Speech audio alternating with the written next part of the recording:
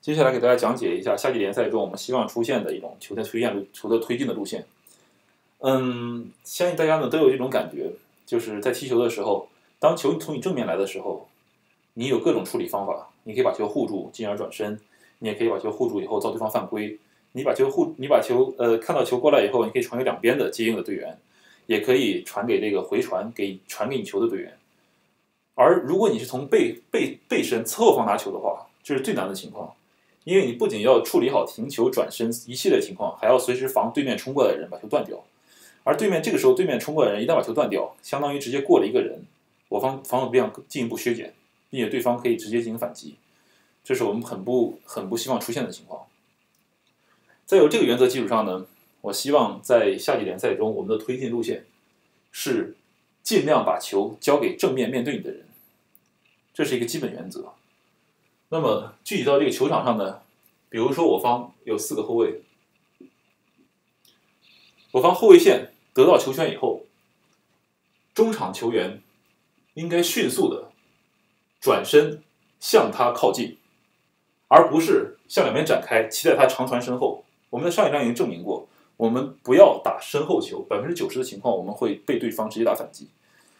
所以我们希望出现的情况是，当获得球权的时候，本方的中场球员迅速向后卫球员靠近，保持在5到10米的距离，然后保持在空当距离，让我方后卫线能看到你，并且给你传到脚下球。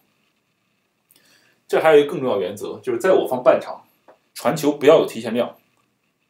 我不希望有一个球员 OK 觉得你能跑到这个情况，然后给一个提前量去传球，这让我方球员会有一种上刀山的感觉，并且传球传得不稳。在本方半场尽量不要出现失误，这种冒险传球只能出现在对方的半场。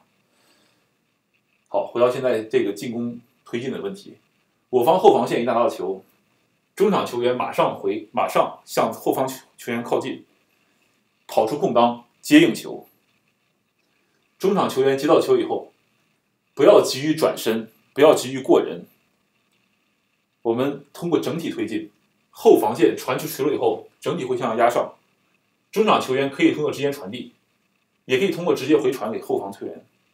来获取更多的空间。如果你身后有人贴的话，马上传出去；如果你身后没人贴的话，转身进而向前推进。这是整体性在后场的时候一个要求。这时候前方队员也不应该急于冲向对方的腹地，而是应该回到中场，像中场球员支援后场球员一样，他们在支持中场球员。中场球员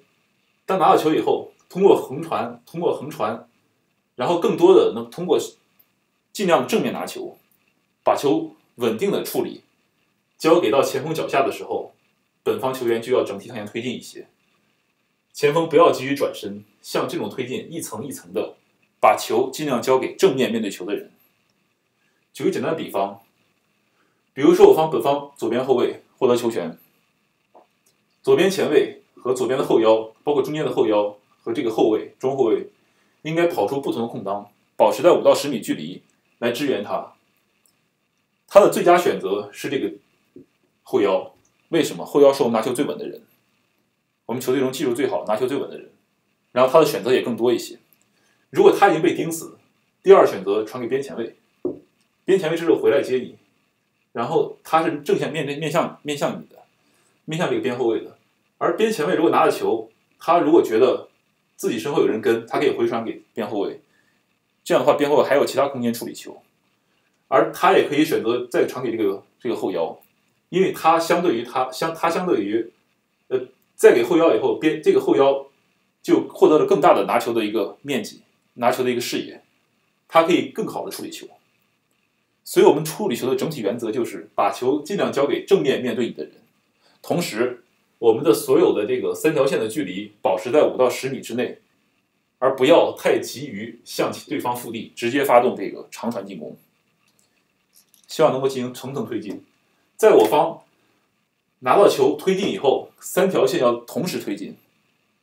而不是一脚球把它处理到前面，然后整个后场停在这儿不动，中场停在这儿不动，等待前锋解决问题，这在夏季联赛中是不可取的。